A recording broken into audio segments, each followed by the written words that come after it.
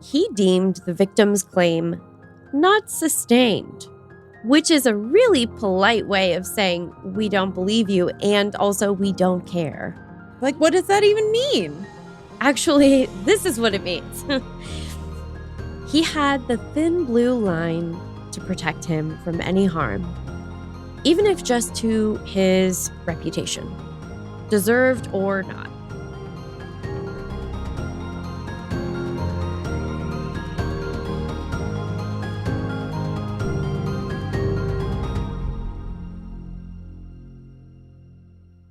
Hi, Cassie. Hi, Caitlin. Hi, creepy people. Hello. If you're new to our creepy corner of the world, this is P&W Haunts and Homicides, where we chat about true crime, the paranormal, and all things creepy. And, other witchy stuff and whatever we really feel like, frankly, in the Pacific Northwest. Or the P&W. If you're nasty. If you're nasty. You know what else is nasty? Oh, what? A tarot reading. Oh. And we do those. We do those. We do those at the end of every episode for a little deeper insight into our topic for the day. That we do. So, I guess before I get into it, what kind of mood are you in? How you feeling over there? What kind of mood should I be in? No, I'm just looking for a baseline. I was feeling pretty good. Oh, okay. Not like great, not like bad.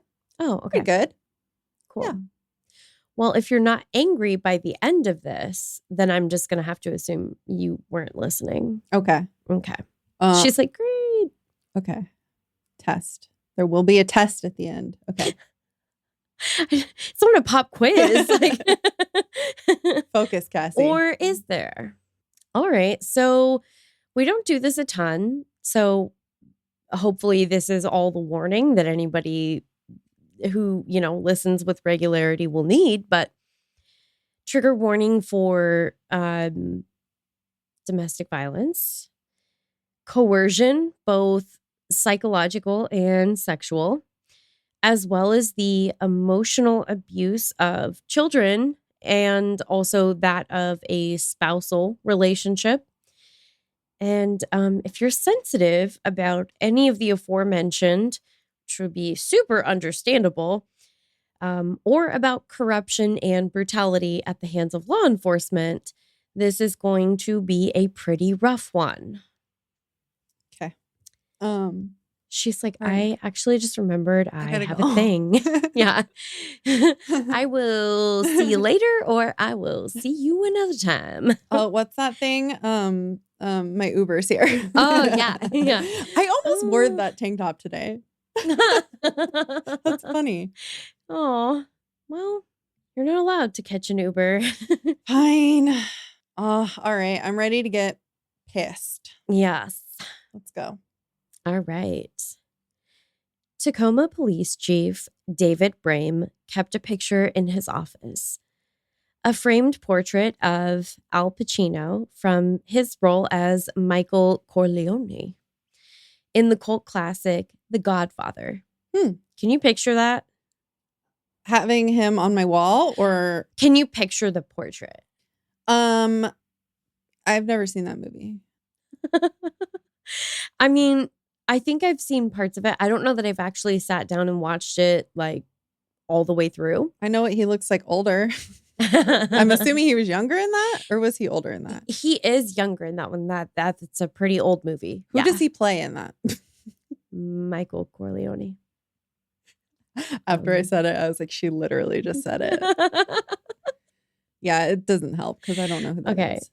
Okay, I need you to... But like mobster guys, right? Yeah. Okay, so here's what I'm going to do. I don't think it's this portrait, but very similar. So I will see if I can just airdrop this. Oh, that's him? Yeah. Was he like the main character? Yeah. Oh. Okay. Wow, Yeah. he was really young. Mm-hmm. Quite dashing. maybe I should watch the movie. She's like, I'm going home and I'm watching The Godfather. Wait a minute. You didn't tell me there was a handsome man in it. Did you think that it was about like a godfather, like at the church being like there for the baptism, or No, I knew what it was about. I watch Gilmore Girls, and they watched that on Gilmore Girls, so it's kind of like I watched it. It's basically the same, I'm sure. Yeah. All right, so now you know. Okay, now I know. Thank you. I'm informed. Yes. The portrait was a gift, apparently part of an inside joke amongst him and a bunch of his cop buddies, which is, I'm not going to lie, that was an immediate red flag for me, because I don't know a lot of cops that would be like, yeah, I'm going to hang that on my wall. Yeah. They did illegal stuff in that movie, right? Yeah, like quite a bit. It's like kind of the whole thing. Oh. Yeah. Well then. It's weird. In any case, it seemed symbolic of his rise to a position of respect in his career. Privately, it may have had a slightly more sinister meaning. David Brame became the chief of Tacoma Police in 2001 when he was 42 years old, and by all appearances, he had it all. A successful career, lovely wife, and happy family life with their 2 children. Aw. Boy and a girl? Yes. How'd I know? Mm-hmm.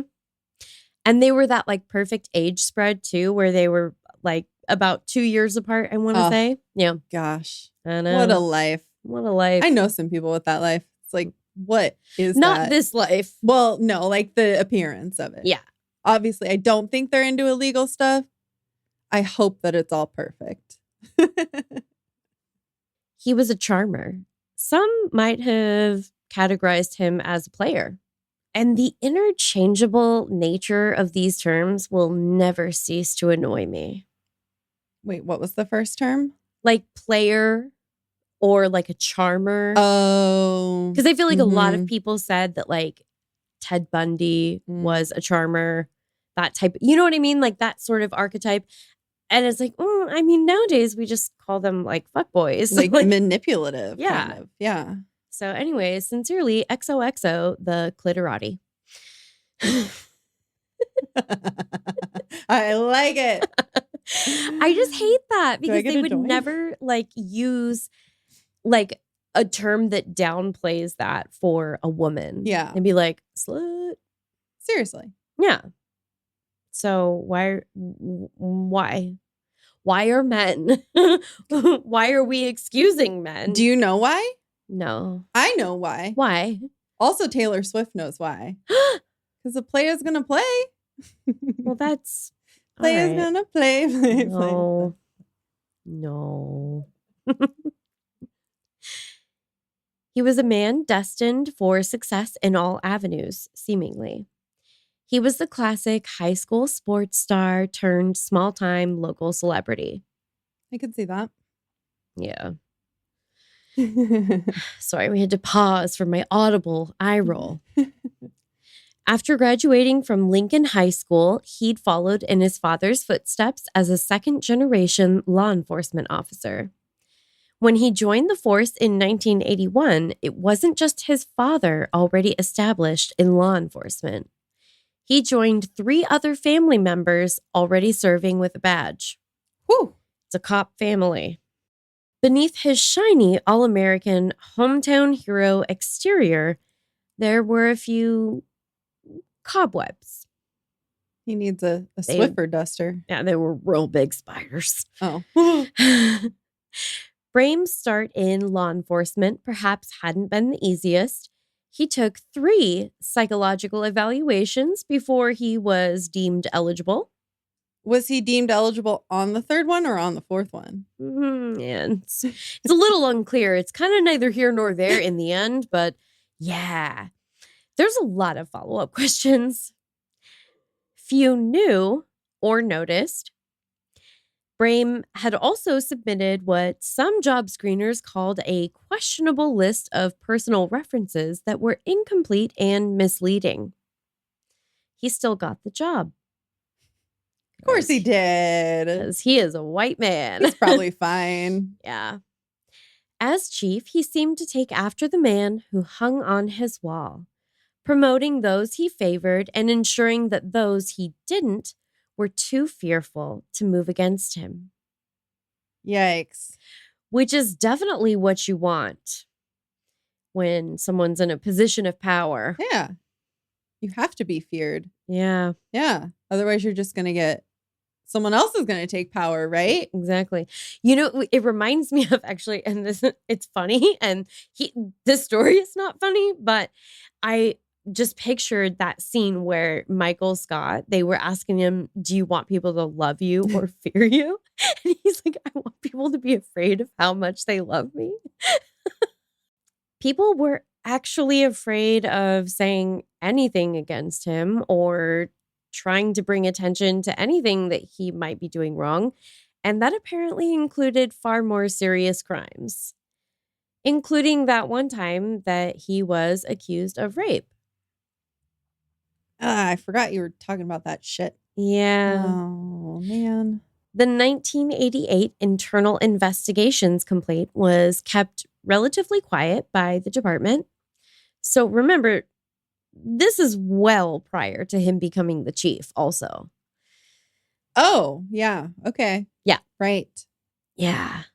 Then Chief Ray Fetland, which it's like a Finnish name, so there's like F's and J's. I'm just guessing at the pronunciation there. He deemed the victim's claim not sustained, which is a really polite way of saying we don't believe you and also we don't care. Like, what does that even mean? Actually, this is what it means. He had the thin blue line to protect him from any harm, even if just to his reputation, deserved or not. A frightening departmental cover-up has come to light years since.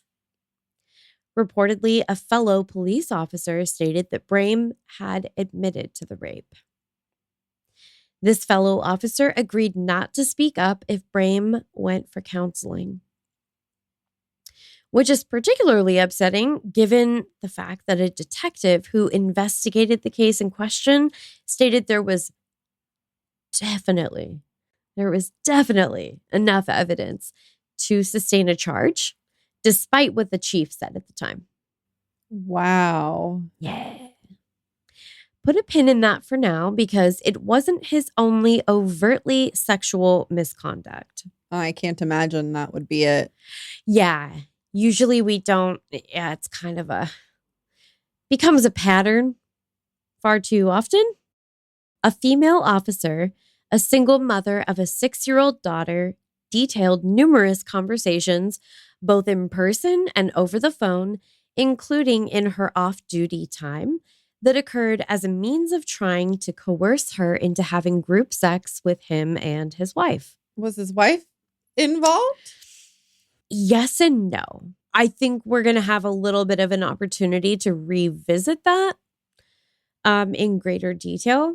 So interesting. Yeah. Did I mention that she was also trying to make detective? I don't think you did. If you did, it went over my head. I didn't. I literally put it in my notes. Did I mention? I don't know. I can't trust my own brain. But I mean, that's fair. Same. Gosh. Yeah. So of course he's like trying to. Yep. And this is literally the type of shit that brought about the Me Too movement. Because this is someone who's in a position of power. This is her livelihood. She's a single mother. And a lot of people would feel like they have no other choice. For real. It's a very sad and desperate circumstance that you could be put in. Yeah. What year did you say this was? So at the time of the rape allegation, that was 1988. Oh, okay. So like not even close to like the Me Too movement. No, not really. Yeah, we're like, not really. It's like not Not at all. Nowhere near. Yeah. Like 40 years later. Oh. Ugh.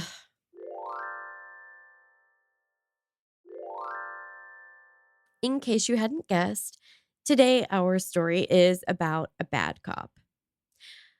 You know, one of those bad apples we keep hearing about. Ew, stinky. Yeah. A really deeply troubled man in more ways than one.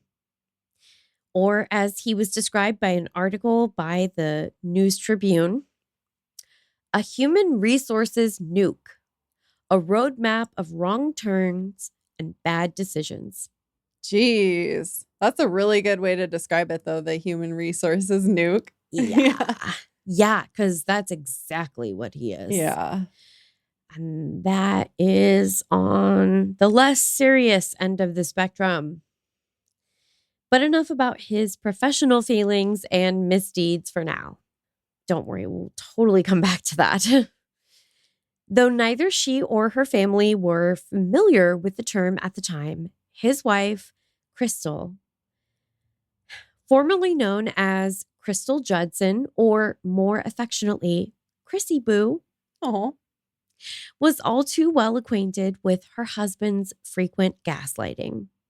He would send her flowers anonymously, calling himself a secret admirer, only to accuse Crystal of having an affair when she questioned who sent the flowers. What? This is some seriously psycho shit. Meanwhile, he was the one trying to coerce female officers into having threesomes. I mean, that's how it goes. Isn't Yeah. it? The one who's cheating accuses the other one Yep. of cheating. We know. That ain't the pot. He closely monitored the odometer on her car as well as her weight. Why?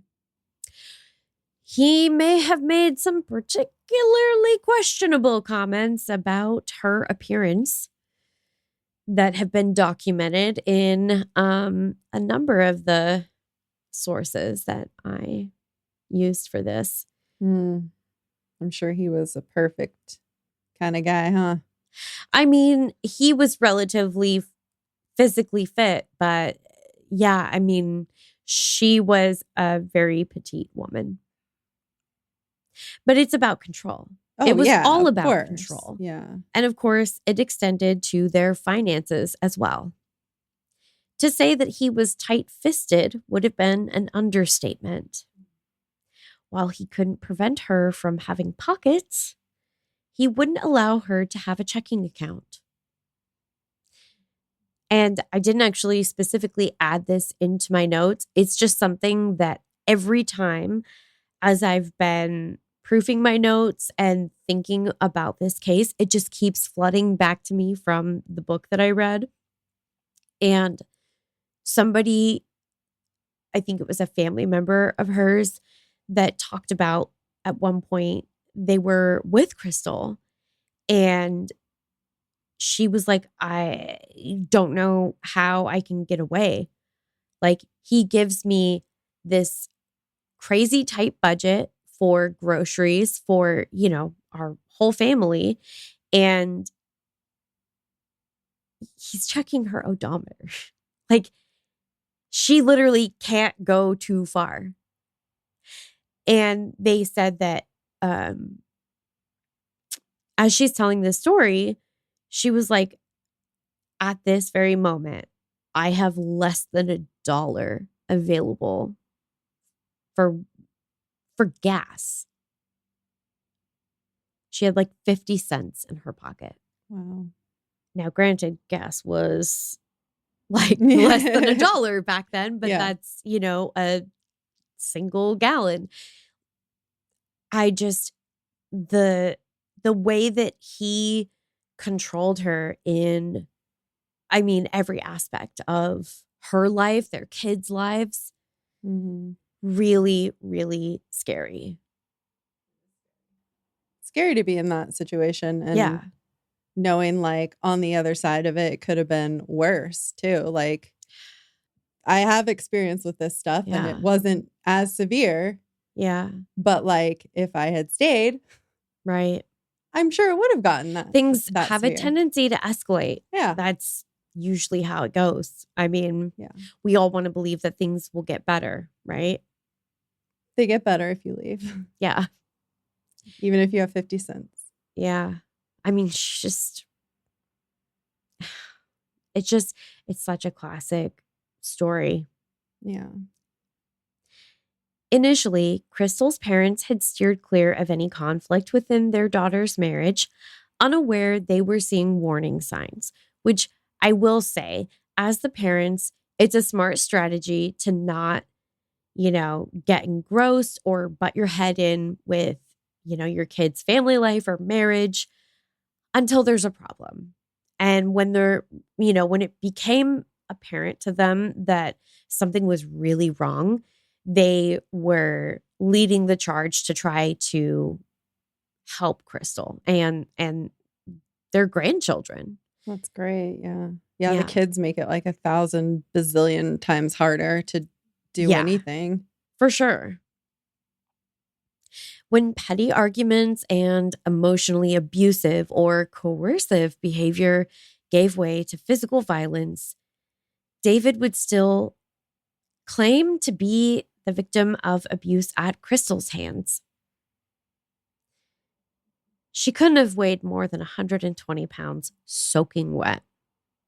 Sorry, I'm laughing just because it's so unbelievable. Yeah.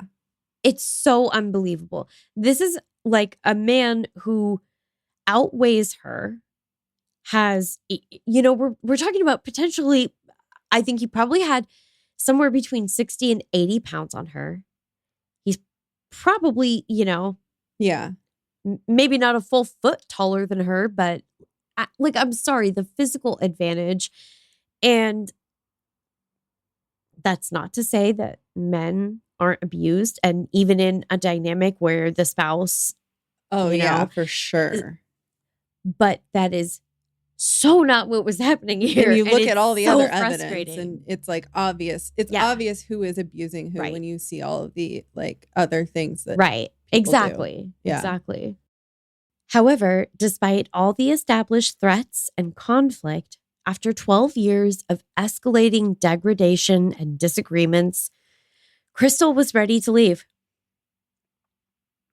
Her decision was likely hastened in no small part by her husband behaving suspiciously as he prepared to leave for his evening shift one night.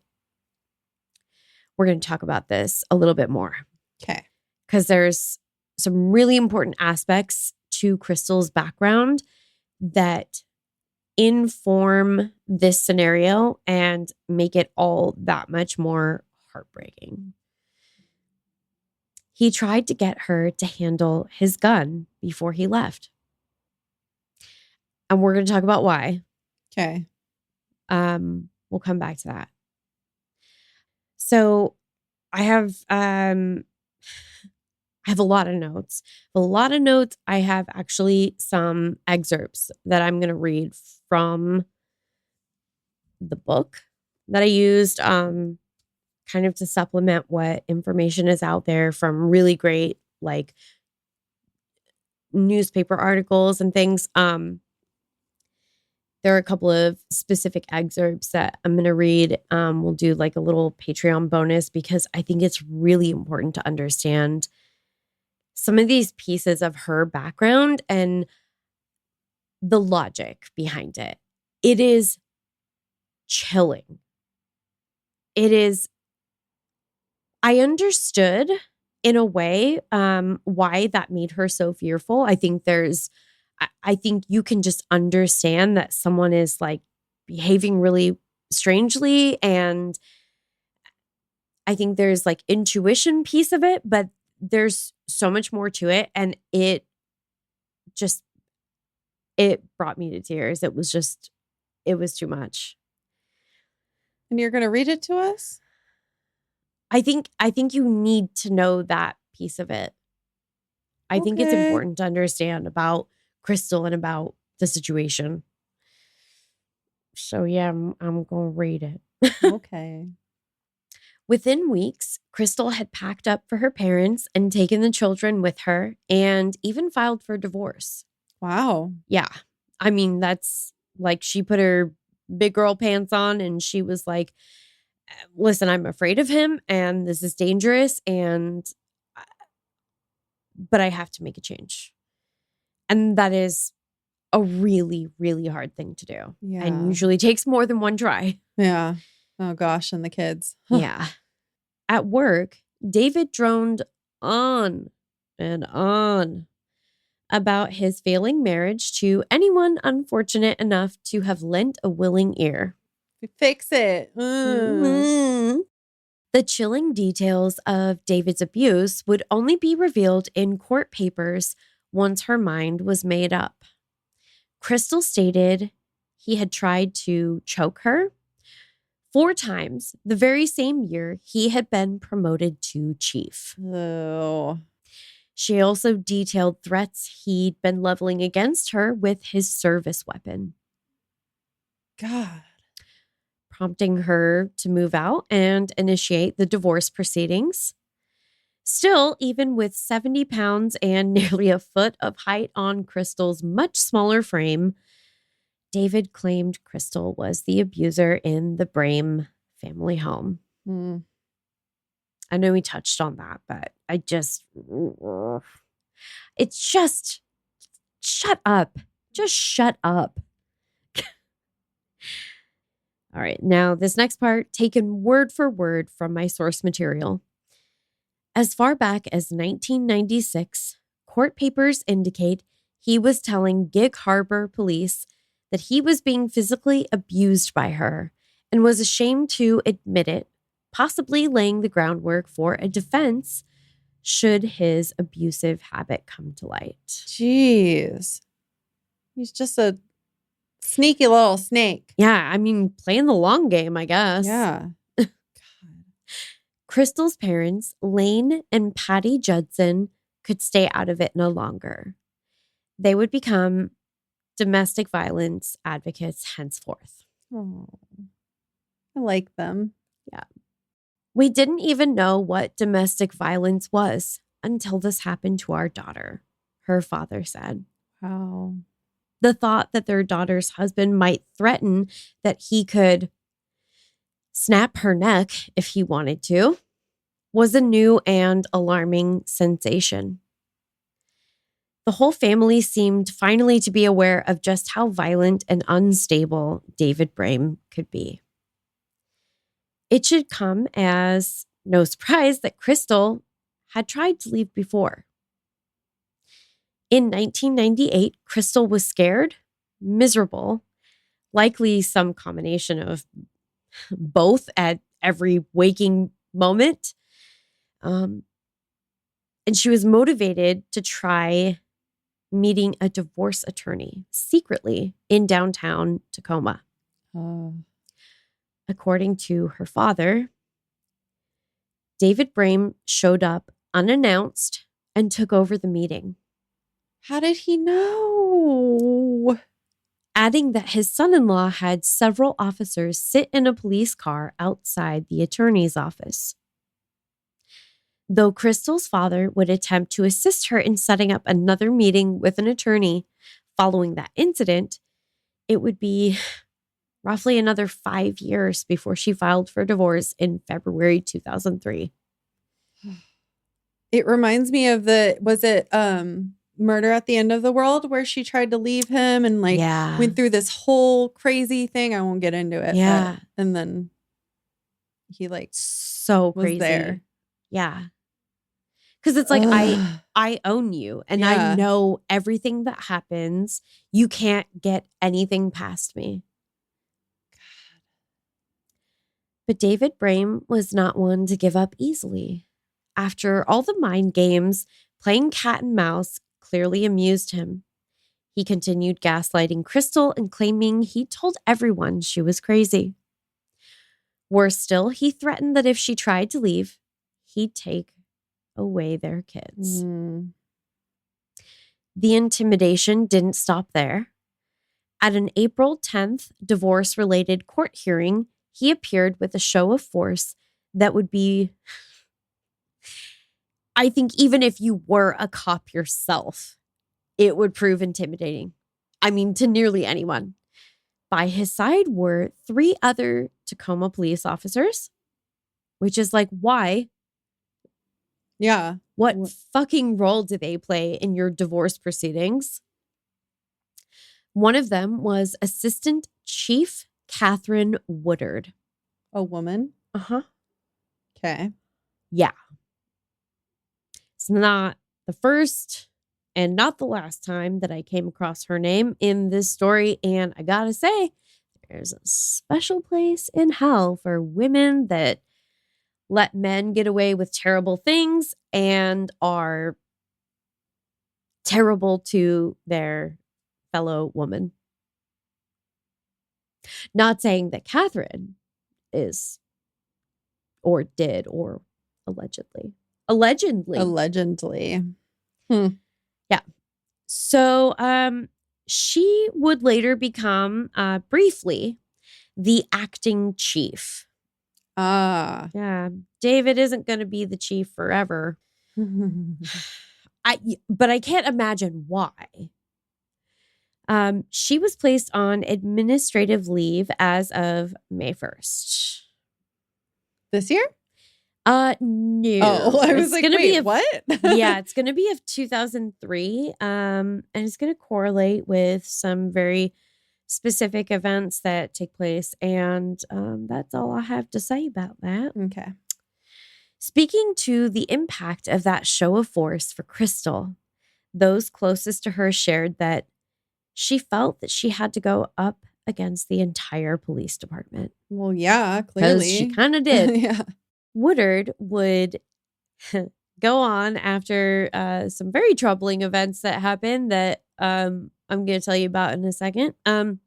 She would say there were no warning signs, which further reading has proven to be, survey says that's a lie. Where's Maury when you need him? I remember reading the passage and going, are you fucking kidding me? Yeah. No warning signs? So we're just lying to each other's faces now? I can't wait till you tell us all the warning signs. What? Now you're... Cassie's trying to get my goat now too. Okay. Okay. 2 weeks before the incident, Crystal complained of intimidation and death threats by her recently estranged husband. She called 911 after a weekend transfer of the couple's 2 children turned ugly. Ugh. Daddy Brame brought Assistant Chief Catherine Woodard along for the exchange. Because, of course, every custody exchange needs a police escort. Wow. A group of officers learned of the incident and anonymously sent a note to the city manager, seeking an investigation into the inappropriate behavior. The complaint was essentially ignored. I know you're shocked. I was like, yeah. Oh. Okay. The city manager essentially stated that he wouldn't respond to anonymous complaints. Which seems like, I don't think you get to decide that, actually. I think you need to investigate that. Okay. Yep. It's anonymous. It doesn't matter. Yep. Some guy called and said someone's murdered on the street, but it was anonymous. Yeah, it was anonymous. So probably not real. Yeah. So, I mean, he's dead, but it's a bummer because the complaint was anonymous. Yeah, we can't do anything about it. Yeah. Sorry. Nothing to be done. Non-Amy's.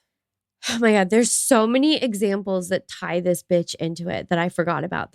I thought this was where I was going to tell you the thing that makes her a dirty, dirty cunt. And that's not even the thing. This is a different one. Oh, God. That was a different one. There's so many things. She's fucking terrible. Assuming she wasn't like being threatened by him. I mean, maybe she was, but she does some stuff that. Okay. Yeah. Anyways. You guys, we have something really exciting to share with you. Let's hear a few words from our new pod besties. Hi, I'm Sean. And I'm John. We're the hosts of Sins and Survivors, a Las Vegas true crime podcast. Each week, we cover important true crime stories from Nevada, focusing on the Las Vegas area. We cover current cases in the news, as well as cold cases and missing persons, but there's a twist. Our focus is primarily on crimes with a domestic violence component. Sins and Survivors is centered on the victims and the families they leave behind. Our goal is not only to tell the stories, but also provide victims with resources to help in their own lives. We're focused on Las Vegas, but as we'll remind you in every episode, what happens here happens everywhere. So listen now wherever you get your podcasts or just visit sinsandsurvivors.com. Check them out, creepy people. You can find their info in our show notes. Days before the incident, as word of Brame's divorce and allegations of domestic abuse were becoming public, the city manager continued with what had essentially become the party line, that the chief's divorce was a civil matter, and again declined to take action. Just doesn't want to do anything today. No, He's like, I'm really not interested in commenting on that or taking any sort of action about any allegations made against the chief. That is not of interest to me. April 24th, 2003 was Crystal's 35th birthday. That night, her soon-to-be ex-husband called her from Las Vegas, where he was attending a labor management seminar. And he said, "I have a really big birthday gift for you. But you'll have to wait until I get home because I have to give it to you in person." I don't want it. Here's the thing. If it was anybody else, I would have assumed that was a dick joke. I didn't even think about that. Yeah, it's cute. Like if your nice husband's calling you from Vegas, like, "Hey baby, I miss you so much. I got a really big present for you." Yeah, no, wasn't that not like that. Was definitely like in the horror movie, you know? Yeah, when, I got like, that vibe. When the call's coming from inside the house type of situation. So it was specifically the following day, April 25th, when news stories really seemed to hit full force about the chief's divorce. So there's been some things kind of slowly coming out. There's a little bit of information about allegations. And then all of a sudden it's like, everybody knows your business. Like, a lot of it. Leaders of the city's Human Resources Department, they met with city attorneys and discussed what I can only imagine was euphemistically described as an inflammatory situation. Ooh. Leaders within HR said they recommended placing Brame on administrative leave as well as taking his badge and gun. Yeah, please take the gun. City attorneys said they heard no such recommendation. And in light of what happened the following day, it makes sense they'd want to claim the very same in their position. No. I don't want to. I don't want to hear the end. Yeah. I mean, hey, listen, whether I work in HR or as like an attorney for the city, I would want to plead the fifth. I'd be like, nope, never heard of any of that before. Yeah. Nope. So that very next day, April 26th, would be marked by gun violence that in this country, I think we've all been a little desensitized to, unfortunately. So sadly, I have a feeling that this might not feel all that shocking. I think we're a little bit numb to the death tolls being in the double digits and the senseless loss of innocent life, even when it comes to children at this point. I mean, but this is pretty rough. Investigators say Brame, 44, shot his wife, Crystal, in the head, then killed himself inside her car at a shopping center parking lot after what police believe was a prearranged meeting Saturday. I don't know that this was a prearranged meeting. I think some of the early articles said that it was, but other sources that I read that as kind of the case developed seemed to indicate like, no, he cornered her. He and his wife, 35-year-old Crystal Brame, had been going through a divorce. The day before the shootings, as we all know, allegations that he had abused his wife were made public. Though, to be fair, they weren't the first. The chief put their kids, Haley, who was 8 years old, and David Jr., who was 5, in his car before getting in his wife's vehicle. After a heated conversation, witnesses reported hearing 2 shots. Medics found Crystal Brame lying on the pavement next to the open driver's door. Witnesses who saw Tacoma Police Chief David Brame shoot his estranged wife in a parking lot just south of Seattle remember one thing in particular: the couple's children. They were nearby when their father shot their mother before turning the gun on himself. And this is a quote from one of the newspaper articles that talked to a witness. The girl was over top of her mother after she had been shot and was pulled off by a witness. That was actually, there's a couple of different quotes in here about the family. This one was Ed Troyer of the Pierce County Sheriff's Department. Another witness to the shooting said, anybody that was out here heard the children screaming. They were terrified. Following the horrific murder-suicide, with Brame now deceased, both his vehicle and workspace could be searched without obtaining a warrant. The apartment where Brame had lived for just 9 days was also searched. No suicide note was found, though Pierce County detectives did take a laptop, along with a briefcase and its contents, as well as a mini cassette tape from his apartment. Beyond that, little appears to have been publicly shared regarding the results of the search. And probably a lot of that has to do with, there's not a trial. Right.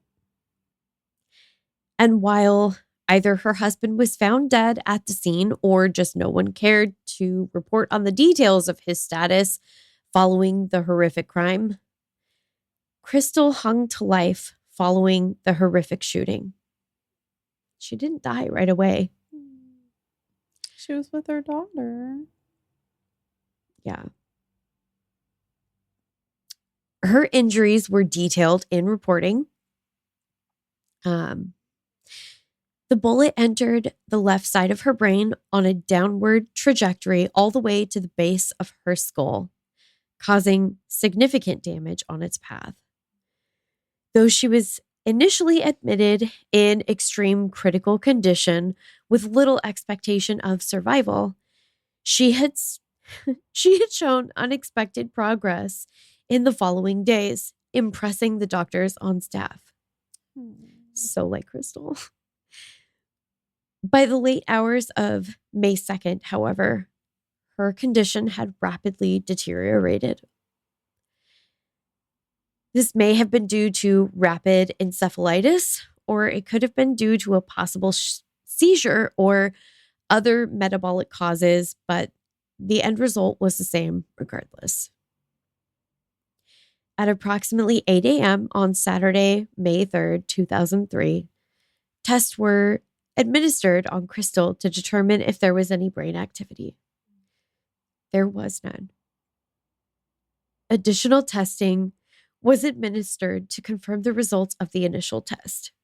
Again, there was no sign of any brain activity. Crystal's condition was determined to be irreversible, and she was declared dead. She died Saturday, May 3rd at 4:40 p.m. She lived for a week. Wow. Following the shooting. it's like amazing, but I'm sure it gave all of our families so much hope. I think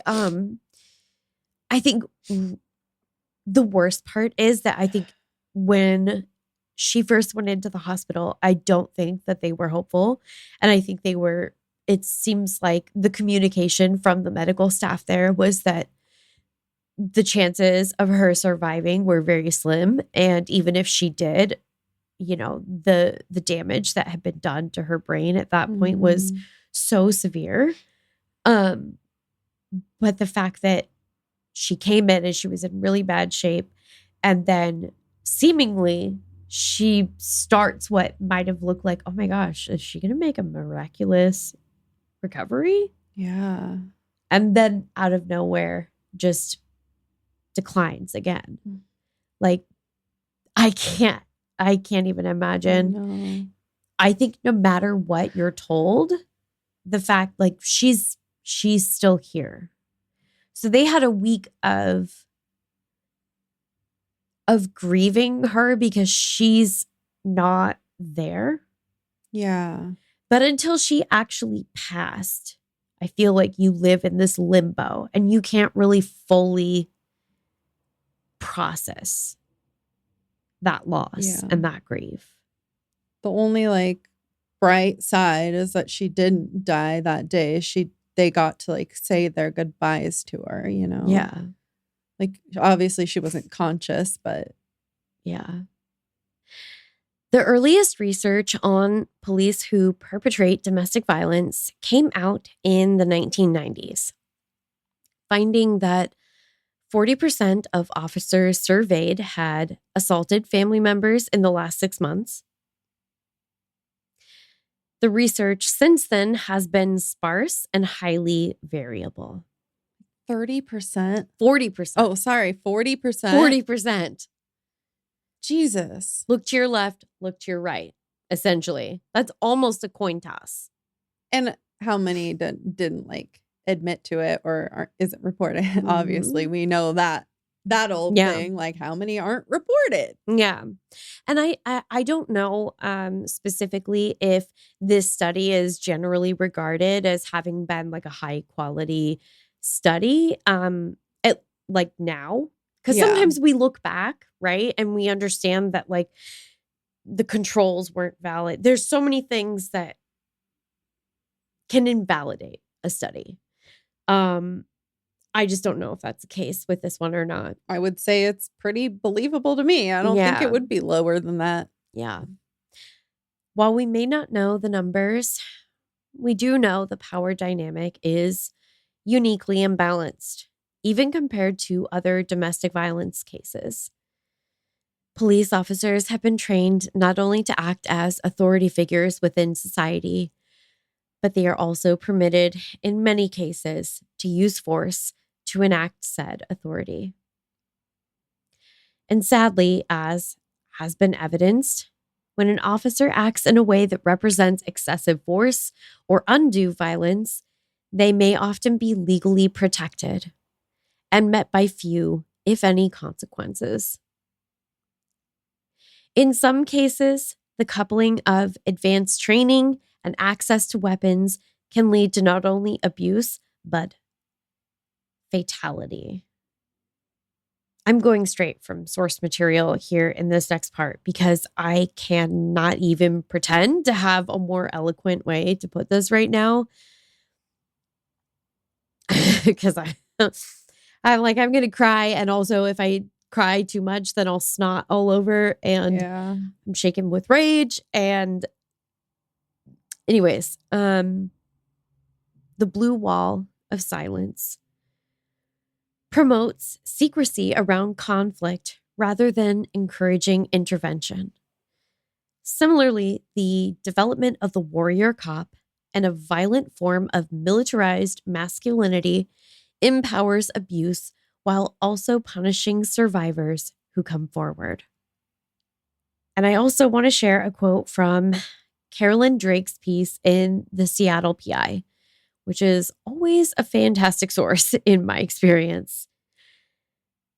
Domestic violence kills more women each year than breast cancer. End quote. Let that sink in. And I'm hard pressed to think of anyone more willing or eager to make a cheap joke about those fleshy fat sacks than either myself or Cassie, but in a rare moment of restraint, I'll say this instead. Nearly all of us have boobs.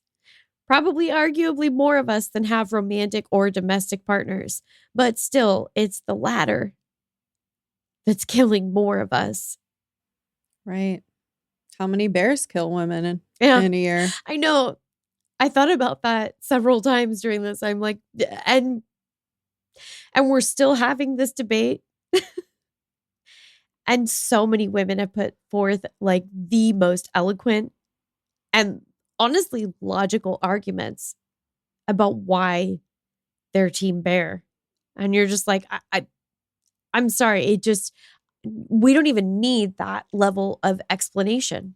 Yeah.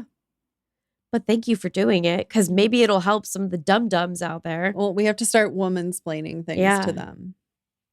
The statistics grow more and more abysmal as we examine the figures related to women of color and, of course, other minority groups such as transgender women. When Brame was brought on as chief, the salary range for his position was $87,027 to $134,992. The Tacoma Police Department had a biannual budget of $102 million and employed 378 sworn officers. These stats date back to 2001, before this entire tragedy unfolded. But we've given people a badge with what feels like almost unlimited authority. I mean, we've given that to an average person, and we're paying them into the six figures, which a lot of people are going to have a lot of feelings about. But I would argue, let's take it a step further, because I think our government owes it to its people to make sure that people on the payroll, especially in those positions, don't pose a threat to the very citizens that they're intended to be protecting or serving in some other capacity. Yeah, it seems like it should be a very logical and straightforward thing. Yeah. But it's not. Should we take a break for tarot? I think we should. Let's do tarot after we eat. We're going to snack first. Sorry, guys. Yeah. Can't do tarot on an empty stomach. No, we can't. Simply can't.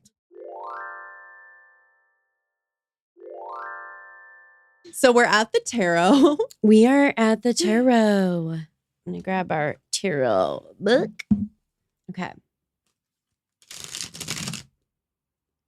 Ooh, and she didn't blow out any candles this time. I'm just surprised that did it. What was her name? Oh. Crystal? Yes. Crystal. This one just popped out? Yeah, and Yay! This was on the underside of one half of the deck, like the first time that I shuffled. Okay, that's really weird. There's a couple like weird, I don't know, it's weird. It's weird, you guys.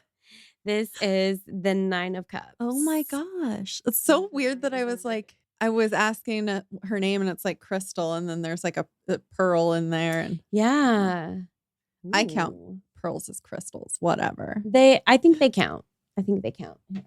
Oh, okay. So we got 9 of Cups upright. Yeah. This is so wild too, because I just feel like it's such a positive card, but I was seeing it as we're like shuffling. That's cool. I don't know.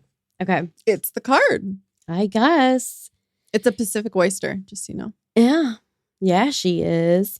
Well, and I was thinking as I'm like, that one popped out, I might still draw another card. Yeah. We might have to, because I feel like this might leave us a little bit like, huh? Okay. Keywords are wishes come true, good luck, happiness, abundance, and generosity. Often called the wish card, the Nine of Cups is the most fortunate of all cards and bodes well in any reading. Some decks show a wealthy person, perhaps a tavern owner or innkeeper, sharing his or her largesse with others, filling their cups. You've received a position of comfort, abundance, and happiness.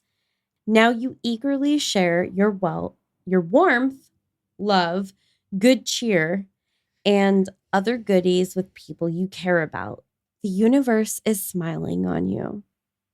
I'm like, as soon as you started reading it, I just like got her parents, like the vibe of her parents. And like, this is like how her life should have been. Her parents were supposed to swoop in and help her out and share their wealth with her, like help her. Well, and get on her feet. Knowing a little bit more about Crystal's background, because I'm going to read some extra excerpts for the Patreon. I think there's a lot about Crystal that unless you're really willing to kind of dig in a bit deeper, it's not told in the surface level story that I feel like maybe I'm connecting with some of those pieces. I am really interested. I'm really excited to kind of delve into some more of the background stuff that I have. Look out, Patreon. Yeah. But I'm going to finish the tarot first. Okay. Yeah. One thing at a time. Yeah. In a reading about money, you can expect good fortune when this card appears. An investment pays off, you get a raise, maybe even win the lottery.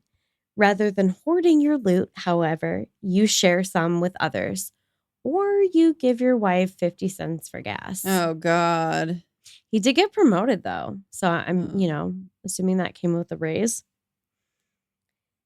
If the reading is about your job, the Nine of Cups suggests a promotion or landing the job of your dreams. Okay, well, I think we just found at least one tie-in. Too bad it didn't last. Yeah.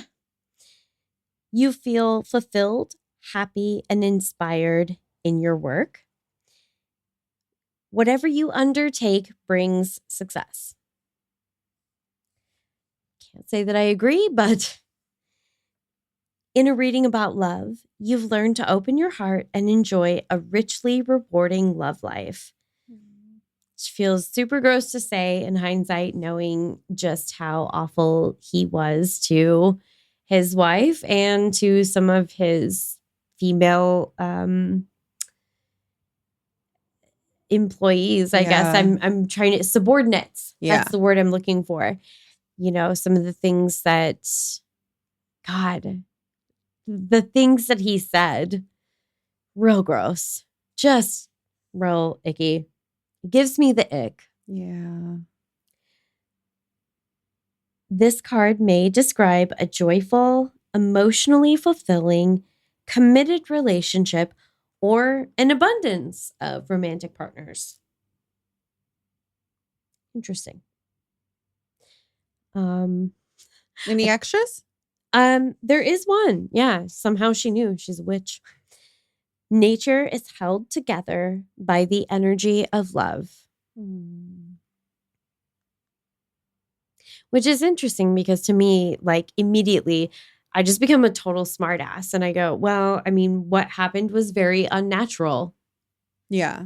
And nature is held together by the energy of love. And the opposite energy absolutely rips apart everything that is good and natural for people in life. It does. Like you saw like almost both in this too with like I said, the vibe of like her parents. That's what I think this card is. I don't think it's a reading about your love life or your job or whatever. I think it's just like the vibe of like helping people when they need it if you can. Yeah. Her parents, I think I have a little bit more information about their about some of their efforts and some of the things that they've done to try to make the world a better place since crystals past. It sounded like it. You said that they were advocates. And the thing is it's very easy for that to become sort of your, that's a hot button thing. And, maybe initially in the aftermath, you feel very passionately about that. But as time goes on, you move on to other things, or you kind of go back to your normal life, as it were. Mm-hmm. But they have stuck with that. It's been a very central focus for them. Yeah. Wow. Yeah. I think that's really, that's like what this card was. Yeah. It wasn't any of the other stuff, even though it was like a very like clear, what's it, a parallel? Yeah. Is that what it is? Or the opposite? I don't know what I'm trying to say. What am I trying to say? What am I trying to say? I don't know. But yeah, I think you definitely should draw another card. Okay. Let me read this though. It's really short. Okay. A little paragraphy. It has all the same keywords. A small speck enters the shell. The oyster doesn't know what it is, but it reacts all the same. Liquid jewel coats the speck, protecting the oyster's soft body. Over and over, 1,000 times, the oyster patiently builds up layer upon layer of nacre. It's NACRE. I'm assuming that's the whatever they're talking about, the liquid stuff. Look up nacre real quick. Okay. Nacre.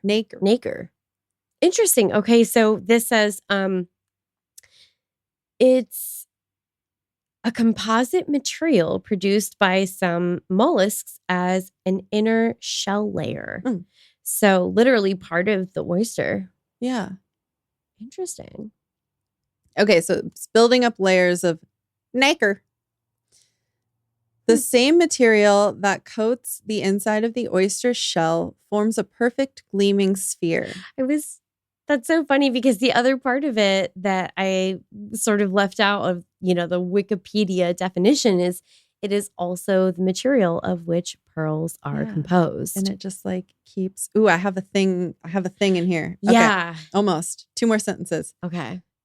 Years of slow growth pass so that someone might pop open the shell and feel, ever so briefly, a fleeting moment of incredible good luck.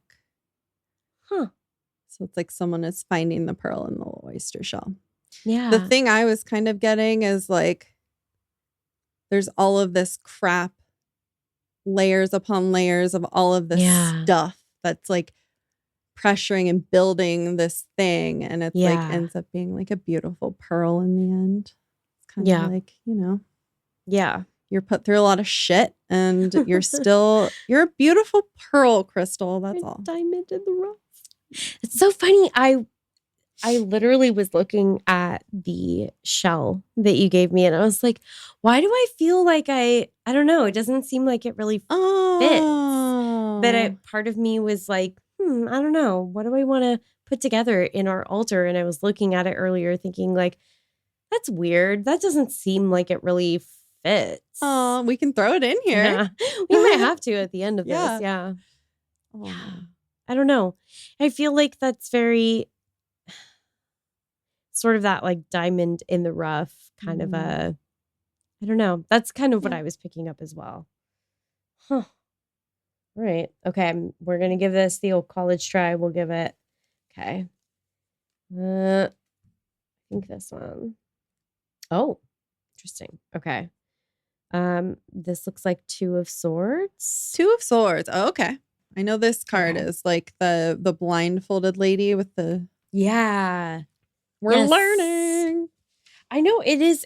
I feel like doing a tarot reading like every, sometimes multiple every week. Because like, okay, I'm How starting else to. do you learn? You do it. I don't know.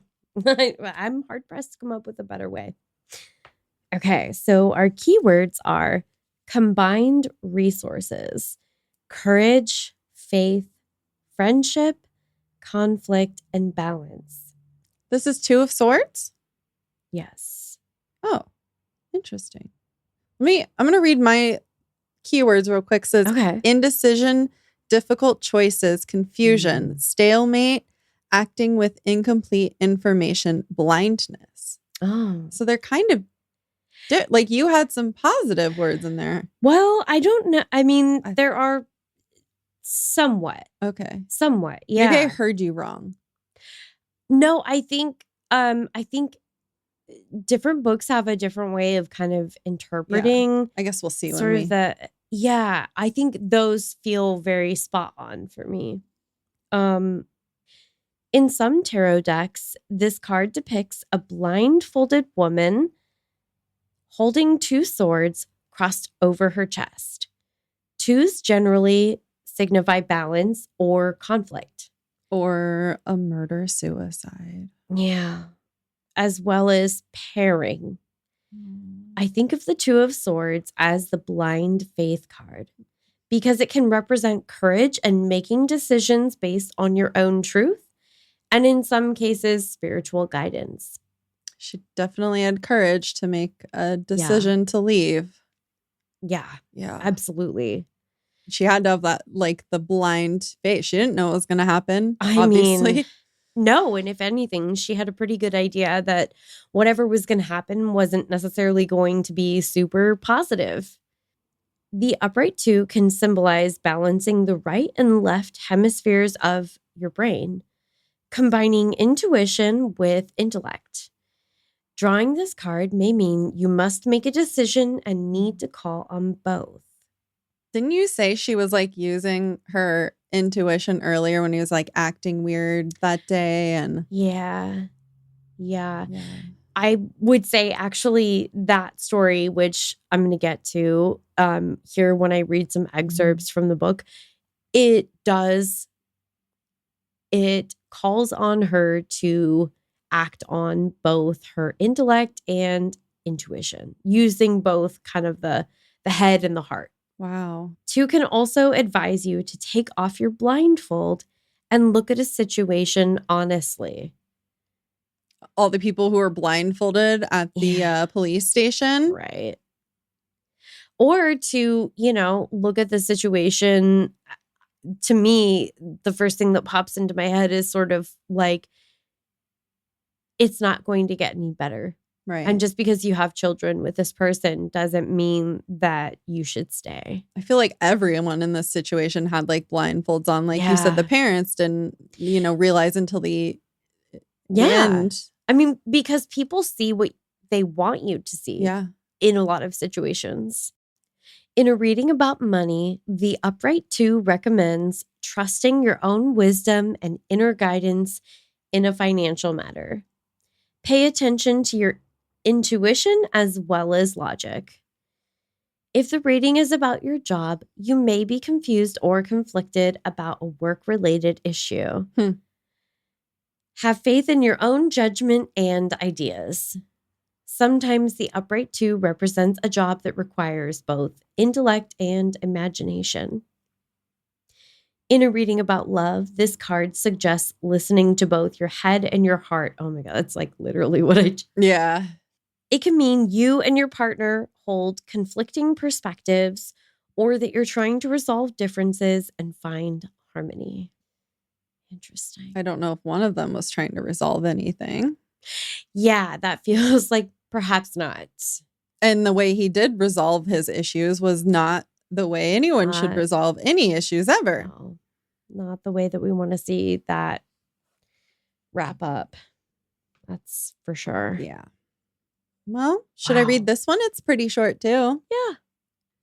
Okay. Also, for anyone who doesn't know, I don't know, we're using the little guidebook from the Pacific Northwest Tarot deck with these little stories in here.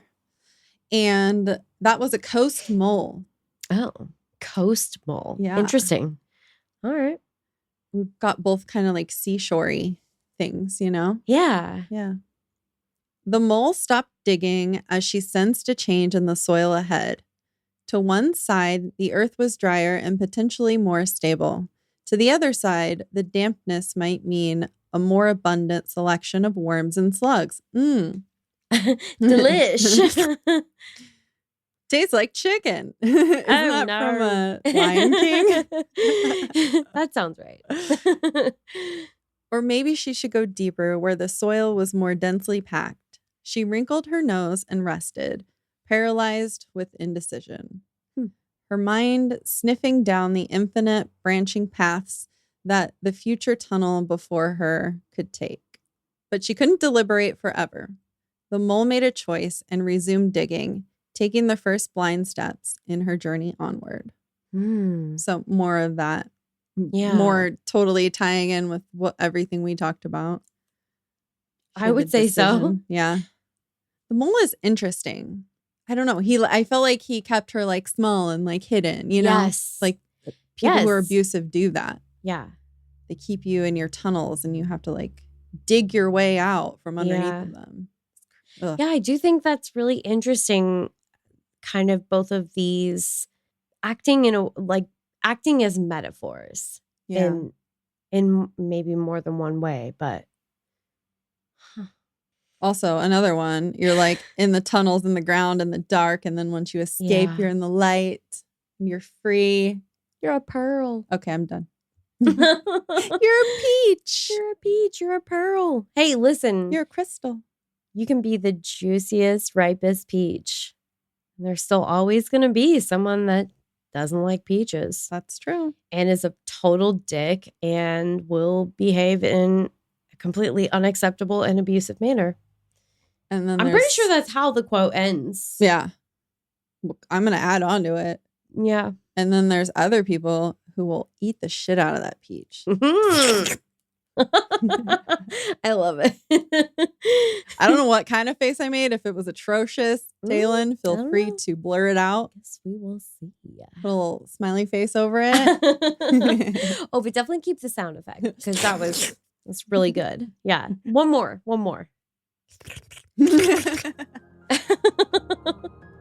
Well, we hope everyone is safe out there. And if you are experiencing any sort of domestic violence, we're going to link a website for you just to have the resource just in case. And we love you and we hope you're okay. And have a creepy ass day. See you next Tuesday. We'll be here. Yeah, I mean, probably.